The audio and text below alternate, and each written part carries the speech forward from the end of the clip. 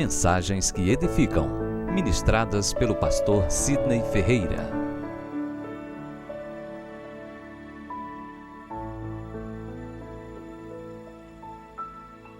Bem, querido, nós estamos na tarde da bênção, buscando ao Senhor, no período em que as pessoas estão trabalhando, no período em que as pessoas, na maioria dos casos, estão nos seus locais de trabalho.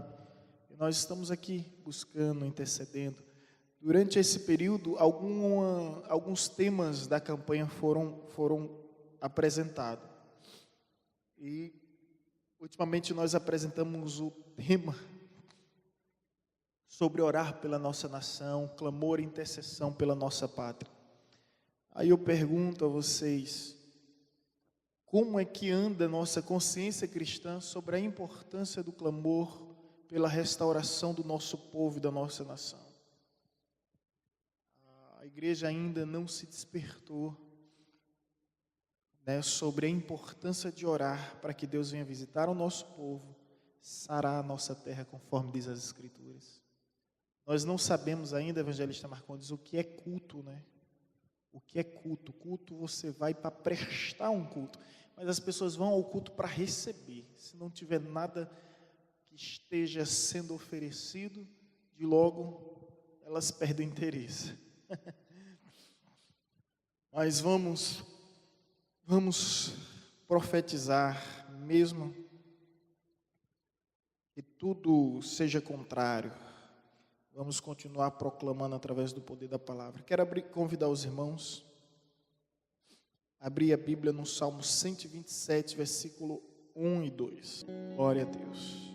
Salmo 127, versículo 1. Se o Senhor não edificar a casa, em vão trabalham os que edificam. Se o Senhor não guardar a cidade, em vão vigia o sentinela.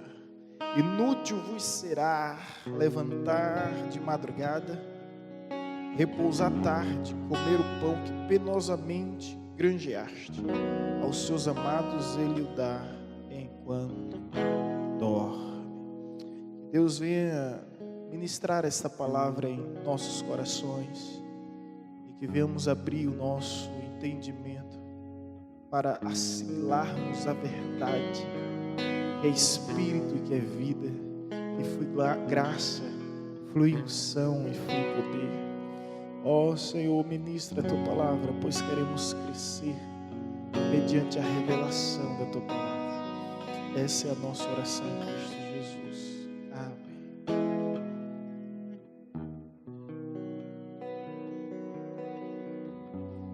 Salmo 127. Ele apresenta Deus como um construtor,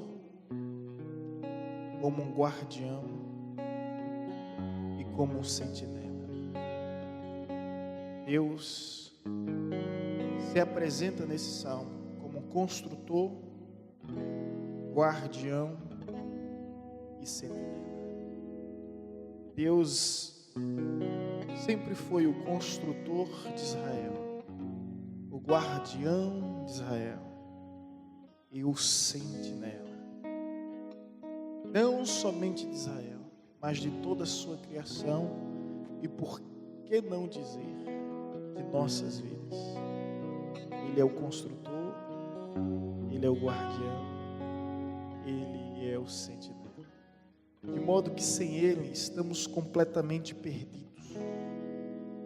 O próprio Cristo nos diz, com a sua autoridade, que sem ele nós nada poderíamos fazer. João Batista, ele diz que o homem não pode receber coisa alguma se do céu não for concedido. Tiago diz que toda boa dádiva, todo dom perfeito vem lá do alto, do Pai celestial, do Pai das luzes, onde não há variação de sombra ou de mudança. De fato, sem a graça de Deus em nossas vidas e a graça, o favor imerecido, nada nós podemos ter, nada nós podemos ser, nada nós podemos fazer. O que é a vida? A Bíblia compara com uma nuvem.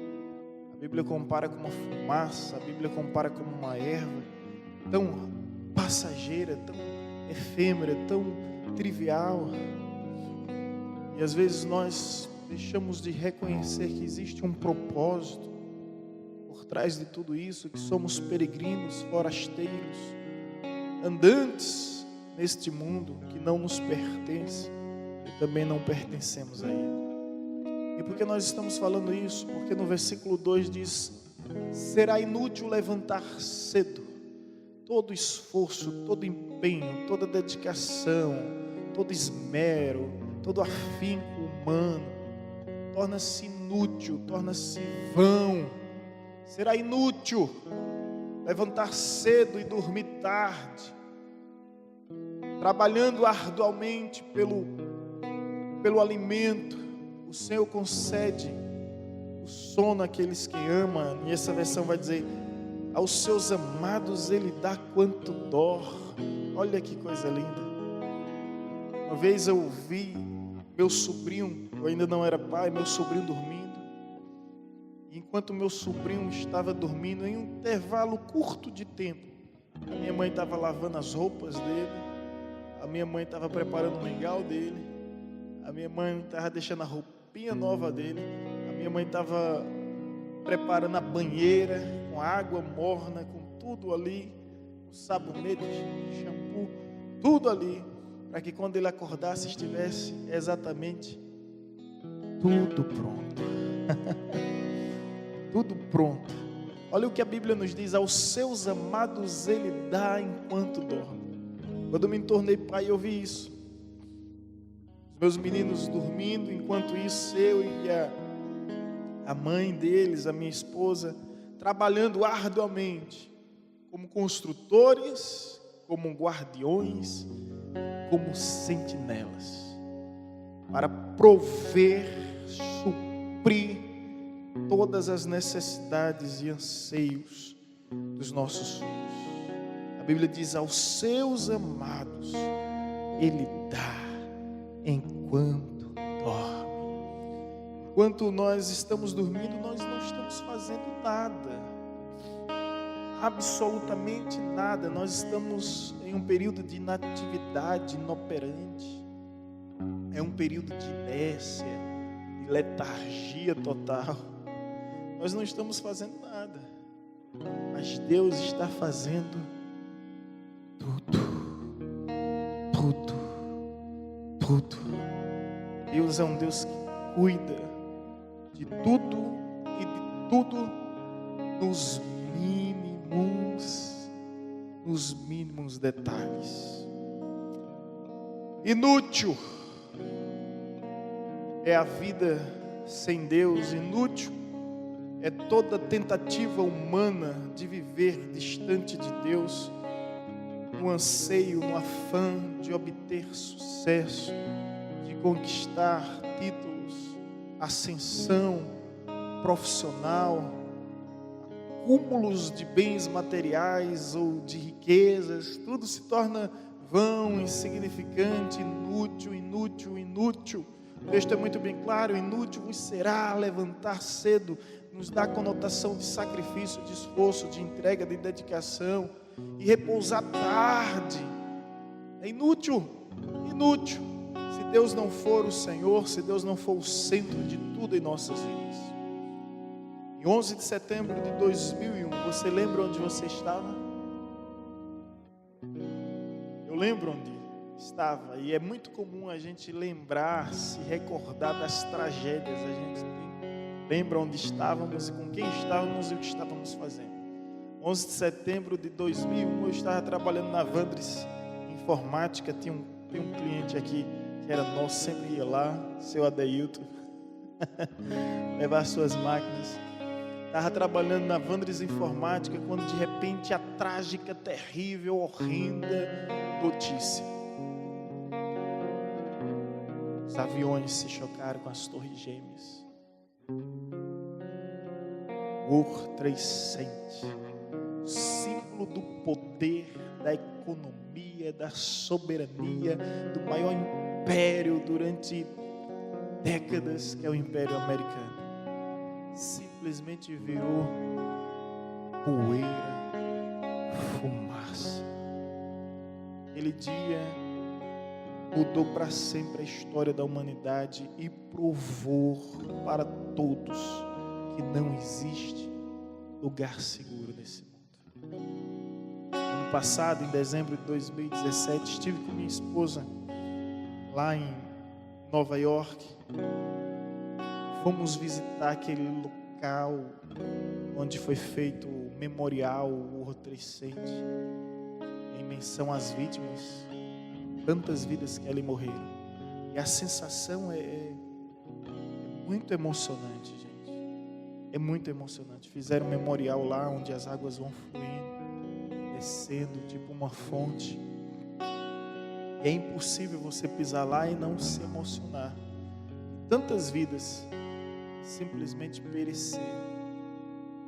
Mas o que nós pretendemos falar aqui é que não existe lugar seguro nesse mundo. Não há um lugar em que nós possamos desfrutar de total segurança, a não ser a sombra do esconderijo do Altíssimo. Conforme diz no Salmo 91, versículo 1, aquele que habita no esconderijo do Altíssimo, a sombra do Onipotente descansará. E o que é sombra? Olha só onde a gente vai, a sombra, ela está nos acompanhando.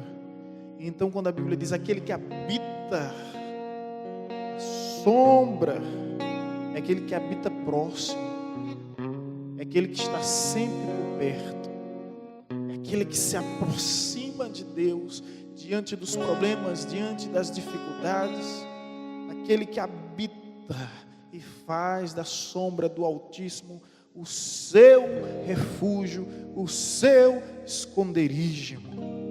Esse sim vai encontrar socorro na hora da angústia, vai encontrar socorro na hora da perseguição, vai encontrar socorro na hora da tribulação, porque Ele fez do Altíssimo o seu esconderijo. Assim nos ensina essa palavra: se o Senhor não edificar a casa, em vão trabalhos que edifica. Se o Senhor não guardar a cidade, em vão vigia e sentinela. A gente todo tempo vê pessoas transferindo suas confianças para o dinheiro, e o dinheiro é tão efêmero, tão limitado. O dinheiro pode te dar uma mansão, mas não te dar um lar. O dinheiro pode te dar plano de saúde, uma farmácia, médicos à sua disposição, todo tipo de medicamento, mas não te dá o que é essencial, o que é a saúde. O dinheiro pode te dar livros, diplomas, mas não te dá a sabedoria. O dinheiro pode comprar pessoas, mas não pode te dar amigos. O dinheiro pode te dar uma suíte confortável de um colchão, sabe, extremamente grande e agradável, quarto climatizado com todos os equipamentos tecnológicos à sua disposição, mas não vai te dar sono. E o que há de rico com insônia, preocupado com as riquezas. O dinheiro pode fazer muitas coisas, é verdade, mas ele não pode fazer aquilo que é essencial. Ele pode colocar dentro da sua casa cães de guarda, pode colocar vigilantes noturnos, pode colocar equipamentos de segurança, alarme, cerca elétrica, o que você imaginar, mas jamais vai poder te proporcionar a verdadeira segurança. É por isso que a Bíblia diz: se o Senhor não edificar a casa, em vão trabalhos que edifica, em vão. Você pode contratar o FBI, a CIA, toda tropa de elite, não vai te dar a segurança devida. E esse texto aqui nos fala, nos apresenta Deus em 3 situações. Eu gostaria de comentar sobre elas. Primeiro, Deus como o construtor. Deus como construtor. Salmo 127, versículo 1. Se o Senhor não edificar. Edificar é o quê? É levar. É justamente construir. Se o Senhor não construir, se o Senhor não elevar, se o Senhor não projetar, meu irmão, não há quem possa sustentar a sua vida, a sua casa, seus projetos, seus sonhos. Se o Senhor não edificar em a casa, em vão trabalhos que a edifica. Em vão, completamente em vão. Esse Deus que construiu o universo, o cosmos, o espaço sideral, toda galáxias, são inúmeras galáxias. Esse Deus que edificou a vida em todas as suas formas, seja mineral, vegetal, animal. Esse Deus que edifica, Ele não somente criou, Ele mantém, Ele sustenta, Ele governa. E mais do que tudo isso, Ele, através do sangue do Seu Filho, Ele trouxe redenção à criação. Olha, podemos dizer que Deus tem direito sobre a nossa vida por 3 motivos. Primeiro, Ele nos criou. Segundo, Ele nos mantém. Terceiro, Ele nos redimiu através do sangue de Jesus. Aleluia. Primeiro, Ele nos criou. E nos criou de uma forma diferente de toda a sua criação. Ele chamou a existência apenas com o poder da sua palavra. Conosco Ele foi além. Ele modelou com suas próprias mãos. E para isso Ele colocou as mãos no barro. E soprou sobre as nossas narinas o seu Espírito. E é o que nos faz diferente dos outros seres. Porque nós somos a imagem e semelhança do Deus vivo. Então Ele nos criou. Isso já seria suficiente para reconhecermos que Ele é o nosso dono. Mas como se não bastasse, Ele, além de nos criar, Ele nos mantém, Ele nos sustenta, Ele nos protege, porque o que seria da nossa vida sem Deus? Até o ar que nós respiramos, aquilo que é tão simples e tão comum, que nós deixamos de reconhecer o valor, porque temos essa triste tendência de nos acostumarmos e nos habituarmos, e assim, dessa forma, desvalorizarmos aquilo que é essencial. Mas a simples respiração nos ensina o quanto nós dependemos de Deus, que por mais rico, influente, famoso que o homem seja, ele sempre será incapaz de controlar a sua própria respiração. Sempre será. O ato de inalar, de exalar, de inspirar, de expirar, nos faz totalmente independente dele. A Bíblia diz: quem é um homem? Basta que o Senhor tire o fôlego da vida e ele vira pó, ele vira cadáver. E o sentido da palavra cadáver é carne dada aos vermes. Você já viu um corpo em decomposição? Alguém aqui já viu um corpo em putrefação? Não basta muitos dias não. Um dia já é carniça pura. É triste. Eu acho que o ser que mais fede depois de morto é o homem. É o homem. Eu lembro do funeral do meu tio, para que nós pudéssemos acompanhar. Foi necessário diversos tratamentos. Para que o odor, para que seus órgãos não chegassem a explodir. De explodir. Você sabia que tem gente que explode? Teve um funeral que eu fui aqui em Paulo Afonso, já estava saindo pelos ouvidos, pelo nariz, pela boca. A pressão dentro é tão grande, sabe? Os olhos já estavam estufados. Foi necessário enterrar logo. Foi na rua dele, se tu lembra. Vou evitar citar o nome. Mas foi forte, de um jovem, né? Um jovem que morreu do nada. Simplesmente foi deitar na cama, se levantou e morreu. Teve um ataque, foi fulminante, não foi? Fulminante. Quem é o homem? Então Deus é dono porque Ele nos edifica, gente. Deus é quem nos edifica. Deus não somente criou, mas quando eu digo edifica, Ele mantém, Ele sustenta. Gente, precisamos agradecer a Deus pelos livramentos perceptíveis, imperceptíveis, visíveis e invisíveis que Ele nos concede diariamente e a gente não percebe. Viver, correr risco. Existem doenças que você pega simplesmente pelo ar. Pelo ar. Por exemplo, a meningite. Eu tive um amigo de infância que morreu de meningite. Morreu, foi terrível. Meu irmão, filho do meu padrasto, Romil, chorou muito mais do que eu, porque ficou aquela incógnita. Porque, de repente, contraiu meningite, em poucos dias morreu. E a gente tem acompanhado através de noticiários, pessoas que estavam boas, descobrem um câncer, 2 meses depois morrem. E outras que têm um infarto fulminante. E isso não acontece somente em ancião, não. Em jovens também. Em jovens. Qual é a explicação que se dá para aqueles que sobrevivem, como o caso do meu cunhado, onde a médica disse, olha, de 10 mil, sobrevive 1. E esse que sobrevive, ele fica com sequelas, em estado vegetativo. Você olha o exame e está lá, ainda a lesão. E aí, por médico em médico, quando ele passa, o pessoal olha e diz, cadê esse rapaz? Não é isso aqui.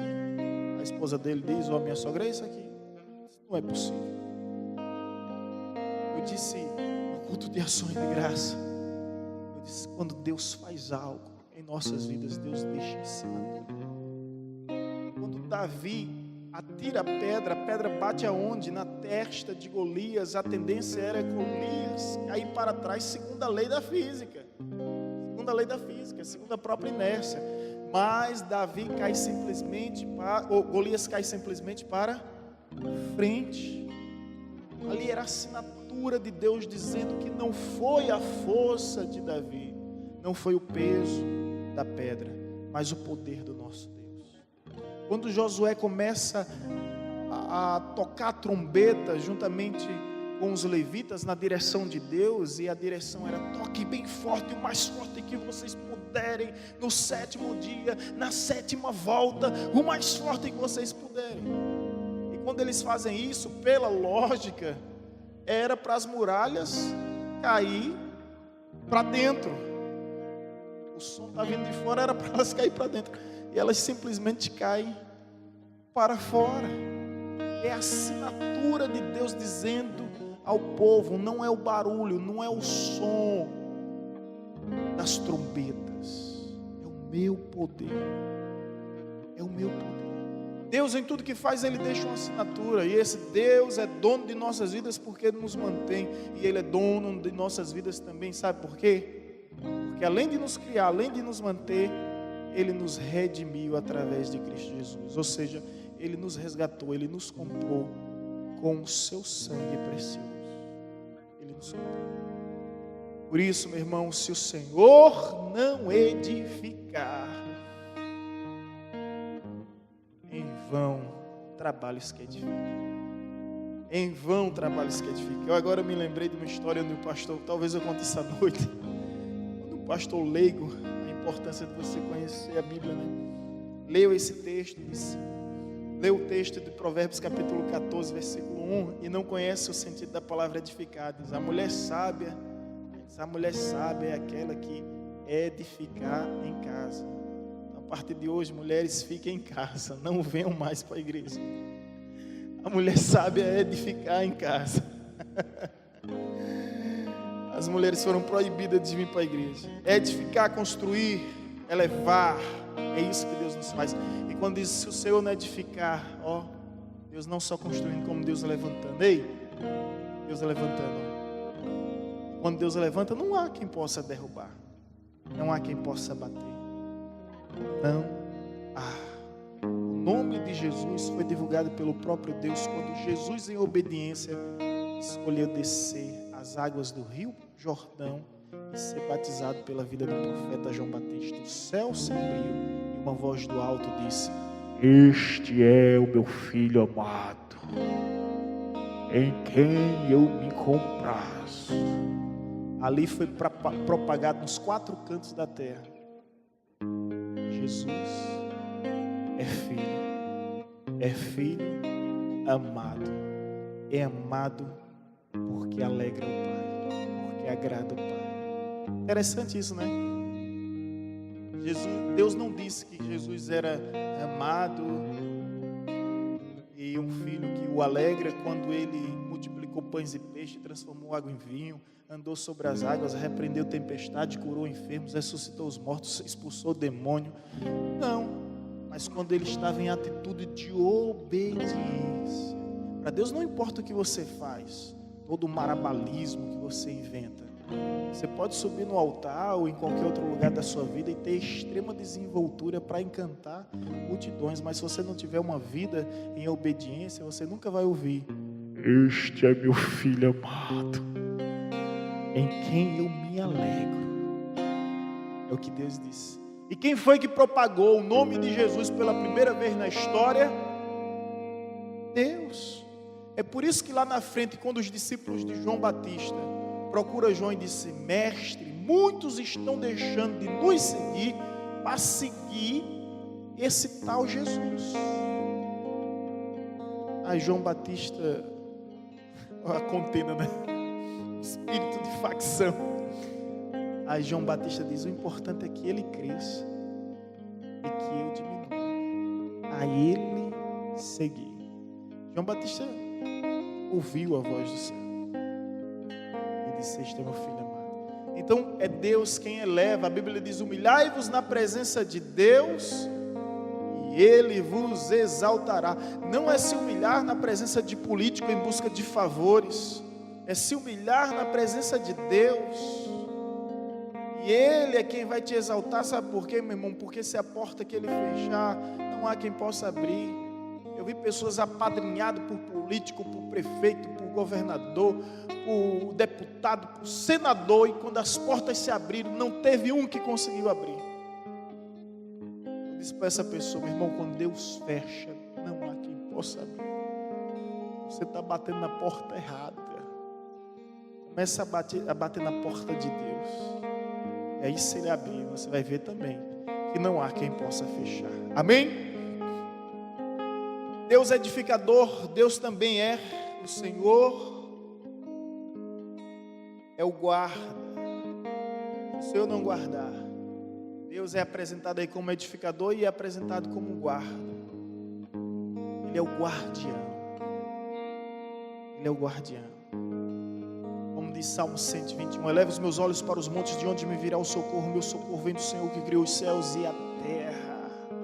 Ele não permitirá que os teus pés vacilem, não dormitirá aquele que te guarda. O Senhor é quem te guarda, o Senhor é a tua sombra, a tua direita. De dia não te molestará o sol, nem de noite a lua. O Senhor te guardará de todo o mal, guardará a tua entrada e tua saída desde agora e para todo sempre. Deus guarda a nossa entrada, Deus guarda a nossa saída, Deus guarda a nossa alma, Deus guarda durante o dia e durante a noite, quando a Bíblia diz: o sol não te molestará, nem a lua. O Senhor guarda durante o dia, durante a noite. E quando diz bem assim: olha, Ele não dormita nem tosqueneja. Sabe o que é isso, gente? É pestanejar, ó. Deus não pisca os olhos, Ele está atento 24 horas. Olhando as nossas vidas, não há nada que passe oculto, despercebido. Ele contempla tudo. Deus é quem nos guarda. Agora, esse guardar, ele não tem somente o sentido de vigiar, ele tem o sentido de proteger. Quando diz bem assim: o Senhor é quem nos guarda, é que Ele nos protege.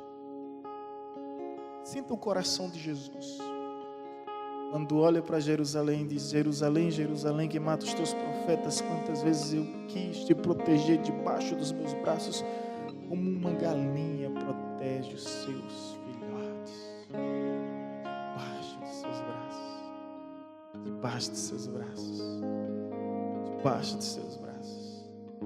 É incrível, né? Por isso que Jesus é o maior orador da história.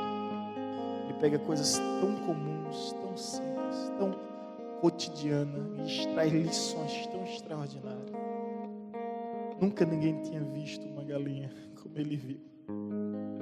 É incrível essa maneira de Deus se revelar. Uma hora se compara com uma águia, outra hora se compara com uma galinha.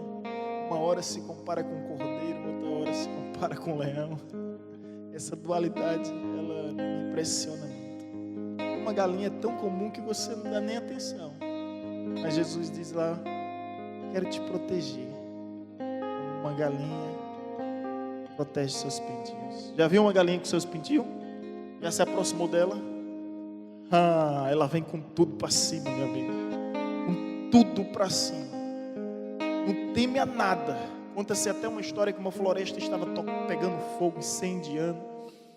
E aí todos os animais fugindo dessa floresta e um animal correndo em direção a essa floresta. Os bombeiros que lá estavam não entenderam nada.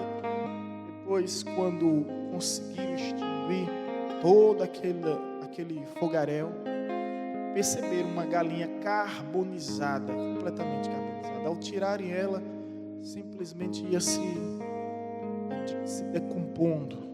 E aí perceberam os ovinhos abaixo dela. Ela foi em direção ao fogo para proteger seus ovos. Deus é assim. Ele é o guardião. É aquele que deu a sua própria vida por amor a nós. É o bom pastor que não foge quando vê os lobos. Não é mercenário. Mas ele enfrenta a alcateia de lobos. Esse é o nosso bom pastor. Amém? Terceira figura que Jesus é. Primeira, ele é aquele que edifica. Ele é aquele que é o construtor, edificador, construtor. E terceiro, ele é o sentinela. Se o Senhor não edificar a casa, em vão trabalham os que a edificam. Se o Senhor não guardar a cidade, em vão vigia as sentinelas. Ele é sentinela. Agora a pergunta é, o que é um sentinela?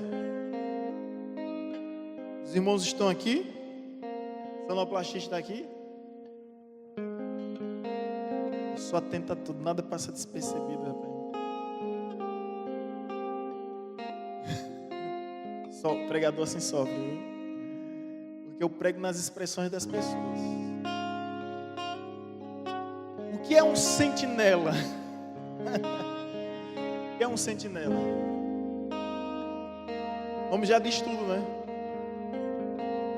Oi?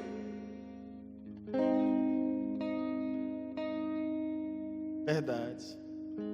Verdade. Gostei da definição ali do nosso amigo. Enquanto todos dormem, sentinela está lá, ó, em posição, prestando serviço. Não sei se você sabia, mas o sentinela que dorme em serviço, ele é punido. Por isso que quando os guardas vê o túmulo vazio, aí eles procuram as autoridades para dizer que Jesus ressuscitou. Aí as autoridades não, diga que vocês estavam dormindo e que os discípulos vieram e roubaram o corpo. Bom, alegar essa displicência seria assumir a própria sentença de morte. Essa é mais uma prova que Jesus ressuscitou. E é uma questão tão lógica que se faz a pergunta, se eles estavam dormindo, como souberam que os discípulos foram lá e roubaram o corpo? E se estivessem acordados, por que deixaram que os discípulos fizessem isso? Aquela rocha era necessária ser removida por 6 homens, ela tinha um sinete do império, aquele que a tocasse, que a violasse, seria punido com a morte. Pena máxima que era a morte. Sentinela não pode dormir. Conheci a história de um soldado aqui em Paulo Afonso, conhecido nosso, na Vila Militar, na Guarita. Ele simplesmente estava dormindo. E aí veio a ronda vem, alguém aqui já foi militar, em hora, e uma dessas horas, muito cansado, quando a ronda passou, o tenente pediu para descer e foi se aproximando e viu que ele estava no biru. Aí o tenente: soldado fulano! Ele se levantou, ele deitado, quer dizer, assim com a mão, ele pegou e fez.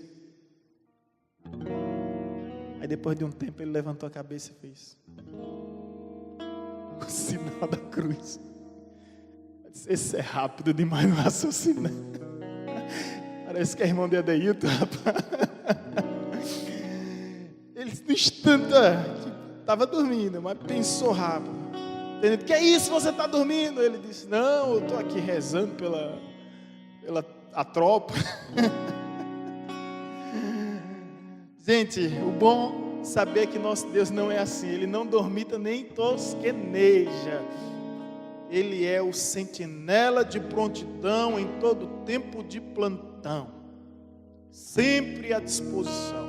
Há situações de pessoas que precisaram ir ao hospital, os médicos falharam porque não estavam de plantão para atendê-los, estavam literalmente dormindo. A gente acompanha hoje as redes sociais, elas comunicam tudo, informam tudo que acontece no mundo. Eu acompanhei um caso como esse. Simplesmente um médico estava dormindo e a pessoa chegou a ter terríveis complicações porque o médico não estava à disposição para atendê-la. E tantos outros casos, né? Tantos outros casos de pessoas simplesmente não fazem a sua missão de sentinela. Então, com sentinela, o que é que nós podemos entender e voltar ao assunto de novo? Ei, Deus está atento. Não somente a sua vida, mas aquilo que estão fazendo com sua vida também. Se estão falando mal de você, Deus está vendo. Se estão te caluniando, te denegrindo, te difamando de uma forma injusta, Deus está vendo. Se estão maquinando mal contra você, Deus está vendo. Qual era o objetivo do sentinela? Sabe por que Jesus disse vigiai e orai? Sabe por que Jesus disse vigiai e orai? Porque os sentinelas, eles eram tipo atalaias. Eles subiam uma torre bem alta e ficavam lá, ó. Quando eles viam o mal se aproximando, eles não tinham poder sozinhos de enfrentar o mal. Então eles desciam da torre e convocavam o exército. Quando a Bíblia diz vigiai e orai, vigiai ali é o sentido de vigilância, é o sentido aplicado à sentinela. É que você está vigiando, quando você percebe que o mal está vindo, ei, não vai enfrentar sozinho esse mal. Você não tem condições. Agora, busque a Deus em oração, vigiai e orai. Aí você vai buscar a Deus em oração, e aí sim você vai estar revestido de unção, de graça, de poder, de autoridade para combater o mal. Amém? Então, vigiar e orar agora faz todo sentido. Então o sentinela está lá atento a toda iniciativa do mal, a toda iniciativa do inimigo, atento a tudo.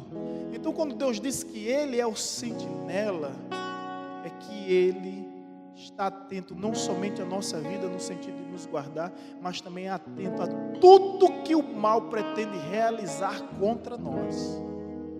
Ei, Deus está vendo. Uma imagem na internet forte, né? Uma criança, eu não lembro o contexto, bem desprezada, abandonada. E ela diz: Deus está vendo tudo. Deus está vendo tudo. Deus está vendo. Deus está vendo. E a maldição sem causa não prosperará. Ainda que o inimigo venha por um caminho, por 7, fugirá da nossa presença, porque contra Israel de Deus não há maldição, não há simpatia, não há feitiçaria alguma, porque Deus está vendo. Como diz no Salmo 46, Ele quebra o arco, Ele despedaça a lança, Ele queima os carros no fogo. Aí no versículo 10 diz: aquietai-vos e sabei que eu sou Deus. Aquieta o teu coração e saiba que o Senhor é Deus. Talvez você tenha perguntado: mas pastor, qual é o objetivo desse texto, dessa mensagem em relação ao tema dessa campanha de oração, clamor e intercessão pela nação? Tudo.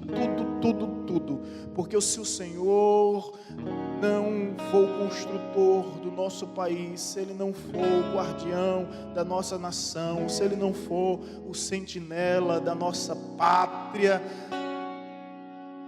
em vão é todo o esforço de qualquer presidenciável, de qualquer candidato, de qualquer representante, de qualquer partido, dos poderes que regem a nossa nação, seja legislativo, judiciário, executivo.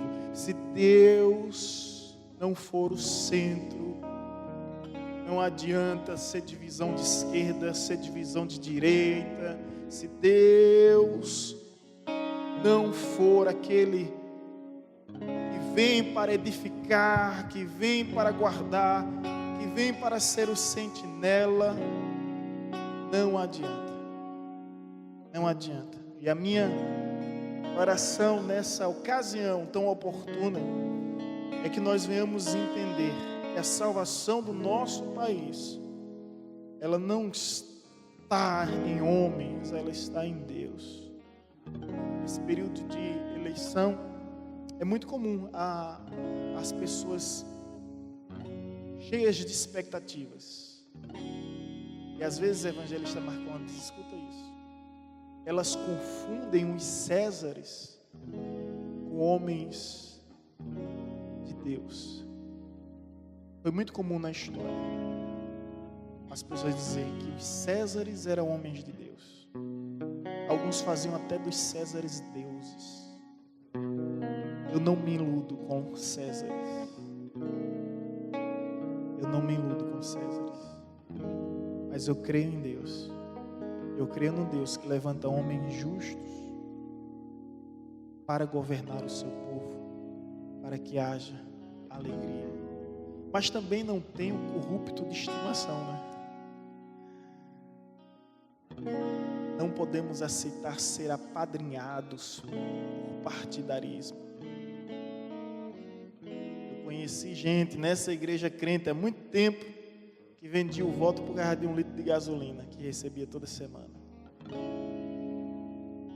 Corrompia a sua própria consciência sem nenhum temor. Aí vem falar dos políticos lá em Brasília. É apenas um reflexo daquilo que é a sociedade. A sociedade que manipula tudo. Não respeita fila. É que faz gambiarra, armengue, gato. Sempre procura uma forma de tirar vantagem. E burla princípios. Oferece nota fria. E esquenta a carteira. Essas corrupçõezinhas, porque a Bíblia diz que quem é fiel no pouco é fiel no muito. Mas quem é infiel no pouco é infiel no muito. E essa é a nossa sociedade que falsifica tudo. Meu Deus, o povo falsifica tudo. É difícil você encontrar algo que tenha originalidade. Não há mais nada, que o povo falsifica tudo hoje. É incrível como o crime é organizado e como o crime a cada dia nos supera e nos surpreende. É incrível, é impressionante isso. Hoje tudo é falsificado. Mas que bom que Deus tem preparado um lugar para mim, para você, para todos nós. Não haverá nada falsificado. Não haverá nem penetra naquele lugar. Não haverá. Onde nós viveremos debaixo da plena justiça, retidão, equidade, sem se preocupar em andar nas ruas, sem se preocupar com os seus familiares. Às vezes a gente está aqui no culto, né? Mas a gente se preocupa com um familiar que está viajando, com alguém que está em outro lugar. É a vida. Mas existe um lugar de plena paz, de plena segurança, de plena felicidade. E esse lugar não é fábula, não é conto, não é utopia, é do céu que eu estou falando. O céu é de verdade. Essa é a nossa pátria celestial. Nós somos herdeiros desse reino perfeito, sem fim. Esse é o reino perfeito. Nenhuma mente humana pode descrever como é o céu. Steven Spielberg, C.S. Lewis nas Crônicas de Nárnia não consegue descrever a perfeição que será o céu. Ninguém consegue descrever. E é para esse lugar que nós iremos viver para todo sempre. Enquanto não subimos a esse lugar, devemos fazer esse lugar descer e permitir que o reino de Deus se perpetue em nossas vidas, conforme nos diz a oração do Pai Nosso, que seja feito a tua vontade na terra como é nos céus.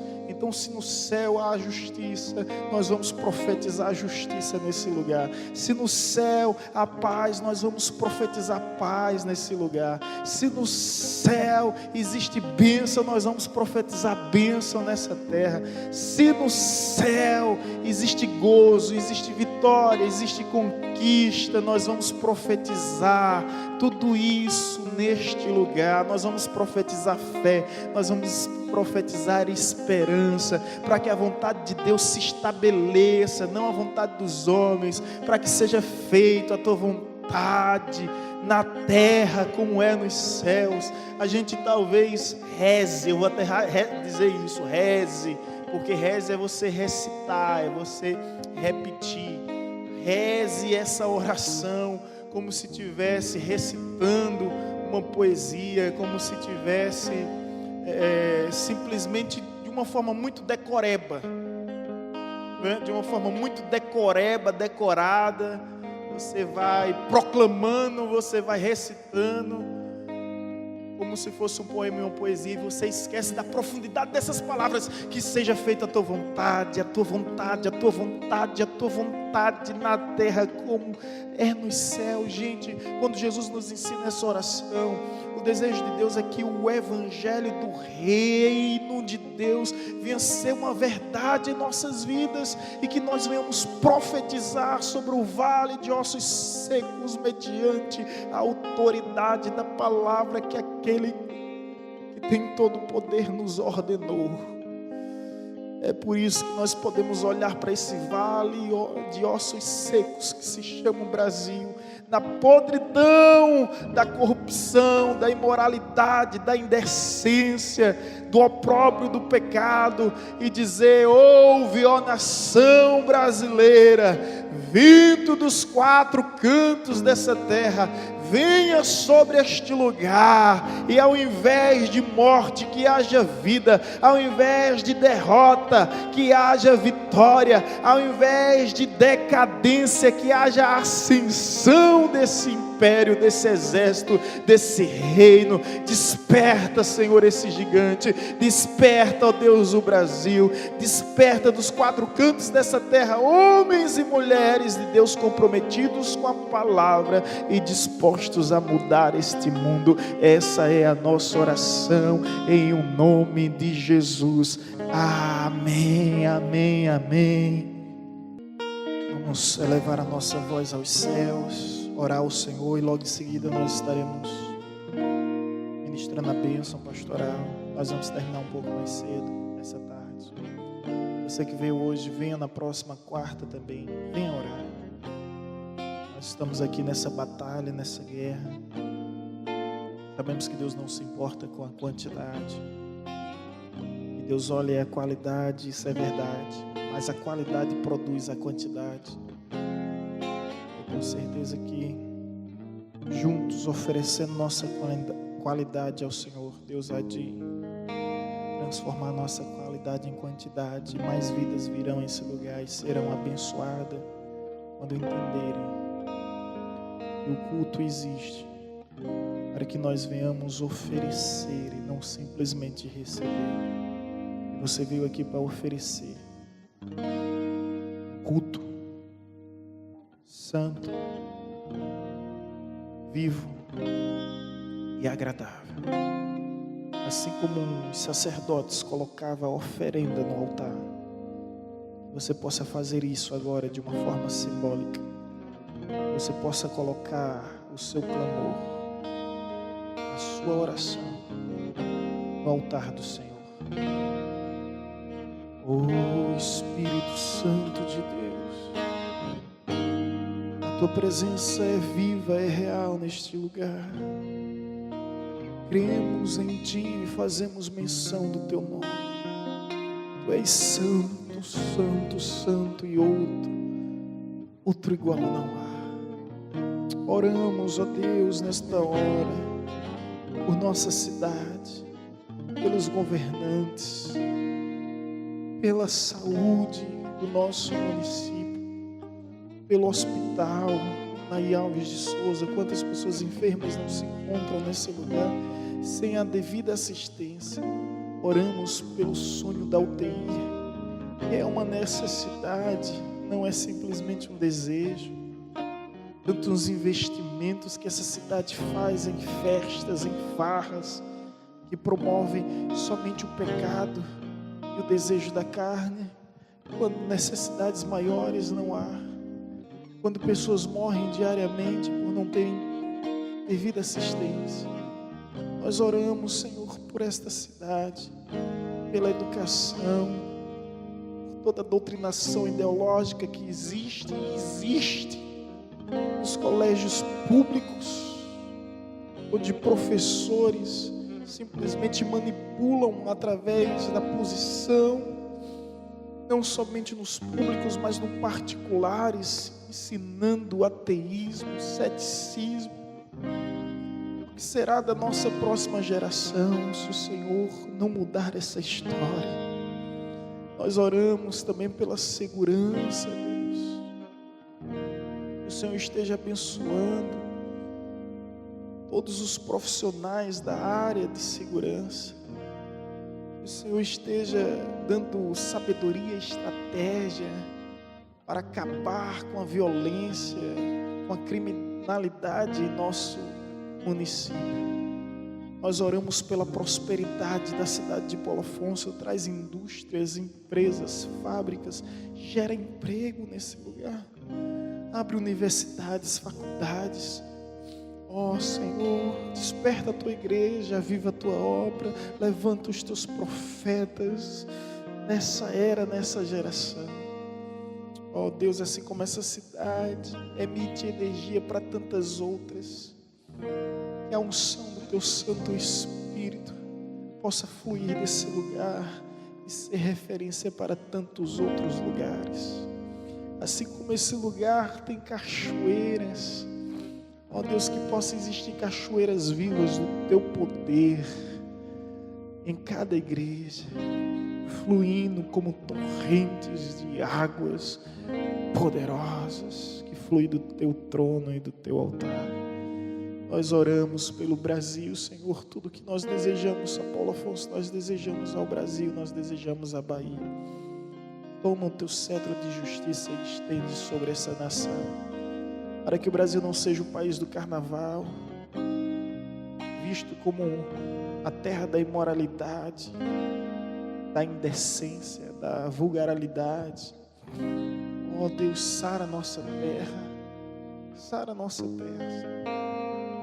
Limpa-nos de toda a sujeira do pecado, livra-nos de todas as algemas do pecado. Aviva a tua obra, Senhor, faz um mover sobrenatural. Em nome de Jesus, é o que nós te pedimos. E assim acreditamos, para a glória do teu santo nome. Amém.